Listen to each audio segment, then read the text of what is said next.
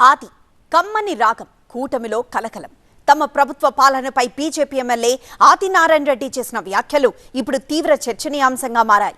కూటమిలో ఉంటూ కూటమి పాలనపై ఆయన చేసిన కామెంట్స్ దుమారం రేపుతున్నాయి. ఇంతకీ ఆయన కామెంట్లకు కారణం ఏంటి? వాటిపై కూటమిలో జరుగుతున్న చర్చ ఏంటి? ఆదినారాయణ రెడ్డి జమ్మలమడుగు బీజేపీ ఎమ్మెల్యే ఈయన. ఆయన వ్యాఖ్యలు, ప్రవర్తనా తీరుతో నిత్యం వార్తల్లో నిలుస్తూ ఉంటారు. ఇప్పుడు కూడా టాక్ ఆఫ్ ది ఏపీగా మారారాయన. ఏపీలో పాలన జరుగుతోన్న తీరు, కూటమిలో తమ పార్టీకిస్తోన్న ప్రాధాన్యతపై తనదైన స్టైల్లో ఆయన కామెంట్ చేశారు. ఏపీలో పాలన కమ్మగా ఉంది, మరీ అంత కమ్మదనం పనికిరాదు, అందర్నీ కలుపుకుని పోవాలని అంటున్నారు బీజేపీ ఎమ్మెల్యే ఆదినారాయణ రెడ్డి. 1983లో ఎన్టీఆర్ ముఖ్యమంత్రిగా ఉన్నప్పుడు ప్రభుత్వం ఎలా ఉందని అడిగితే పాలన కమ్మగా ఉందంటూ గజ్జల మల్లారెడ్డి చెప్పిన వ్యాఖ్యల్ని గుర్తు చేశారు. ఇప్పుడు కూడా అలానే ఉందని అన్నారాయన. నేను గజ్జల మల్లారెడ్డి గారు ఇప్పుడు 83 అధికార పార్టీ ఎన్టీ రామారావు గారు ఉన్నప్పుడు ఎట్లుంది అంటే ఆయన చెప్పినాడు బాగా కమ్మగా ఉందని.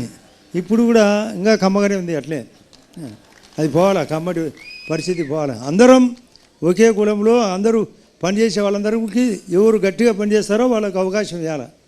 అంటే మీకు అర్థమేంటది అది కమ్మగా ఉండడం అంటే? ఆ కమ్మతో పాటు అందరం ఉండాము. ఇక్కడ కులాలు మతాలు కాదు.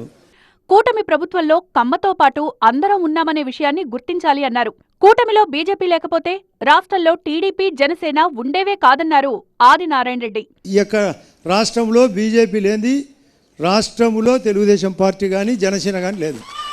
మనమే ప్రధానం. ఏపీలో పాలన అద్భుతంగా సాగుతోందని కూటమిలోని 3 పార్టీల అధినేతలు చెప్తున్నారు. కనీసంలో కనీసం 15 ఏళ్లు కూటమి ఉండాలంటూ పవన్ పదే పదే చెప్తున్నారు. కూటమిలో ఎలాంటి అభిప్రాయ భేదాలు లేవని, అంతా కలిసే సాగుతున్నామని బీజేపీ అధినేత సహా ముఖ్య నేతలంతా చెప్తున్నారు. ఇలాంటి సమయంలో ఆ పార్టీ అధినేత మాధవ్ ఉన్న వేదిక మీదే ఆదినారాయణ రెడ్డి ఈ కామెంట్ చేశారు. ఆ వ్యాఖ్యలతో కార్యకర్తలు కూడా ఉత్సాహంగా కేకలు వేయడం ఇప్పుడు కూటమిలో చర్చనీయాంశంగా మారింది. ఆదినారాయణ రెడ్డి చేసిన వ్యాఖ్యలను ఇప్పుడు కూటమి ఎలా తీసుకుంటుందో చూడాలి మరి.